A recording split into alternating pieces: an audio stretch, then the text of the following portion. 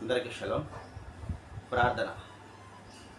మహాగణుడవు, మహోన్నతుడవు, నిత్య నివాసి అయిన తండ్రి, యుగ యుగములు జీవించుచున్నవాడా, మీ ఘనమైన నామమునకు స్తుతులు స్తోత్రాలు చెల్లించుకుంటున్నా. ఈ ఉదయకాల సమయంలో నీ వాక్యాన్ని ధ్యానించి నీ నీతి న్యాయమైన మార్గముల వైపు మేము నడుచున్నట్లుగా మమ్మల్ని ప్రేరేపించి మాకు బలమును చేకూర్చి ఆత్మీయంగా శారీరకంగాను బలపరుస్తున్న విధానం బట్టి మీకు స్తుతులు స్తోత్రాలు చెల్లించుకుంటున్నాం తండ్రి. అనుదిన వాక్య ధ్యానము అనేకులకు ఆశీర్వాదకరంగా మారుతున్నట్లుగా మేము గ్రహించాం తండ్రి. అట్టి విధంగా మమ్మల్ని ఆశీర్వదిస్తూ ఉన్న విధానం బట్టి మీకు వేలాది స్తుతులు స్తోత్రాలు చెల్లించుకుంటూ ఈ మా మనవలను మా రక్షకుడి విమోచకుడే నజరేయుడైన యేషువా మెస్సీయ నామమున అడిగి పొందుకుంటున్నాం తండ్రి.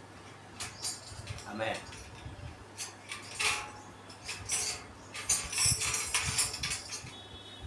సాతాను శోధనలధికమైన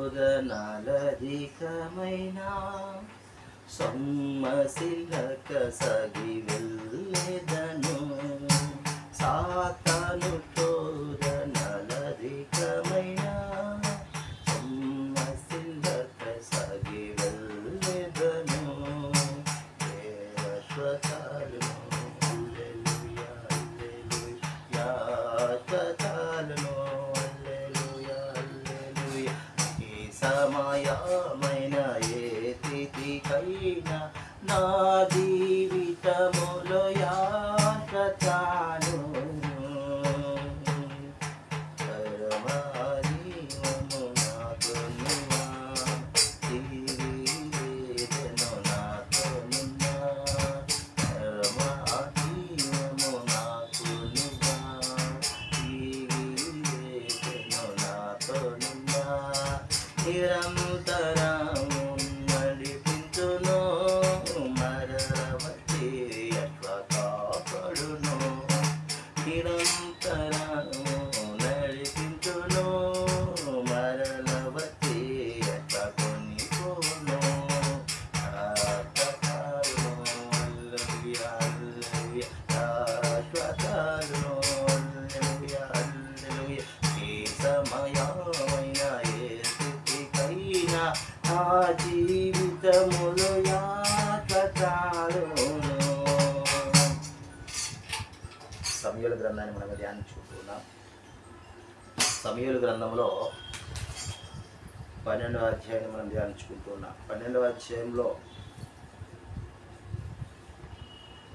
ఈ విధముగా సమూయేలు వారు ఇజ్రాయేలుతో చెప్తూ ఉన్నాడు, మీరు అదోనాయందు భయభక్తులు కలిగి ఆయన మాటను విని ఆయన సేవించి ఆయన ఆజ్ఞను భంగము చేయక మీరును మిమ్మును ఏలు రాజును మీ సర్వశక్తుడైన అదోనాయను అనుసరించిన ఎడల మీకు క్షేమము కలును.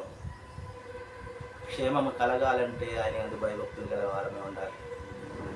ఆయన ఏ రీతిగా చెప్పాడో ఆ రీతిగా జీవించే వారముగా ఉండాలని వారి సమూయేలు వారు ఇజ్రాయేలుతో చెప్తున్నాడు.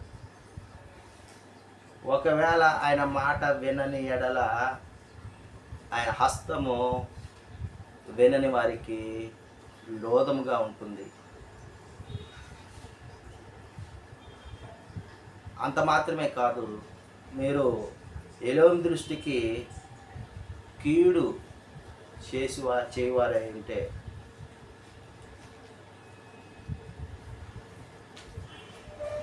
మీరు అంటే ఇప్పటివరకు ఉన్న న్యాయాధిపతులను కాదని రాజును మీరు కోరుకున్నారు కాబట్టి అది ఎలోహిం దృష్టికి బహు కీడుగా ఉన్నది. కాబట్టి నేను ప్రార్థన చేయగా ఆయన ఉరుములను వర్షమును కురిపించును అని ప్రార్థన చేస్తే ఉరుములు వర్షము కురిచినట్లుగా అదోనాయి వారు కురిపించినట్లుగా ఈ అధ్యాయంలో చూస్తాము.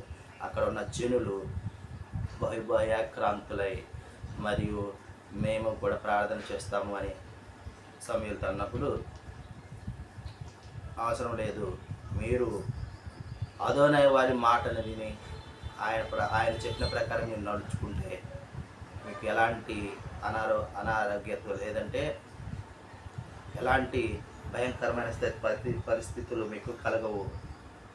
కానీ ఆయనకు విరోధముగా ఉంటే, ఆయన పక్షమున చేరక ఉంటే మీకు అనేక ఇబ్బందులు ఎదుర్కోవాల్సి వస్తుంది.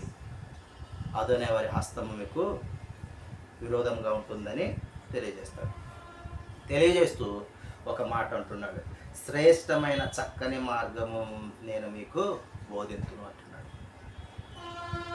అప్పుడు మీరు కీడు చేయవారు కాక మంచి చేస్తూ నాశనం అవ్వకుండా మిమ్మల్ని మీరు కాపాడుకుంటారు అని సమూయేలు వారు ఇశ్రాయేలుతో తెలియజేస్తున్న సందర్భం ఈ దినమున నీకు నాకు మనందరికీ కూడా తెలియజేస్తూ ఉన్నాడు. ఒకవేళ మనము నాశనకరమైన మార్గంలో వెళ్తూ ఉంటే ఆయన వైపు తిరిగిన ఎడల సమూయేలు చెప్తున్నాడు, చక్కని మార్గమును వివరించేదని అంటున్నాడు. విశ్వామిశ్ర వారు చెప్పారు, నేనే మార్గమును జీవము అని, సత్యము అని. కాబట్టి మరి యెషువా సత్యము నీతి న్యాయమైన యెషువాను మనము వెంబడించిన ఎడల మనము నాశనము కాకుండా నిత్య జీవ మార్గంలో నడిచిన వారమే ఎలోహింను చేరుకుందాం గాక. ఆమేన్.